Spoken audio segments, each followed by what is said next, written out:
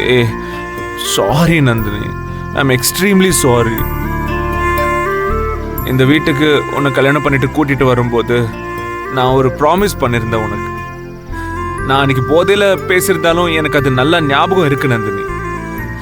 இந்த வீட்டில் நடக்கிற எல்லா நல்லது கெட்டதுக்கும் நான் தான் பொறுப்புன்னு சொன்னேன்.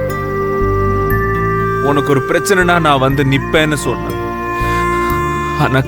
ஆனா கடைசியில என்னாலேயே உனக்கு ஒரு பிரச்சனை ஆயிடுச்சுல்ல. நீங்க அடிச்சது எனக்கு எப்படி இருந்துச்சு தெரியுமா? என் அப்பா கூட என்ன இப்படி அடிச்சது இல்ல. ஆனா நீங்க பயங்கரமா அடிச்சிட்டீங்க. எனக்கு எப்படி இருந்துச்சு தெரியுமா? நான் என்ன தப்பு செஞ்சேன்னு கூட எனக்கு தெரியல. இப்ப வந்து அந்த சட்டைக்கு ஒரு கதை இருக்குன்னு நீங்க சொல்லலன்னா அதுவும் கூட எனக்கு தெரிஞ்சிருக்காது. இப்பவும் என் மனசெல்லாம் பயமும் படபடப்பும் இருக்கு சார். I'm sorry Nandini.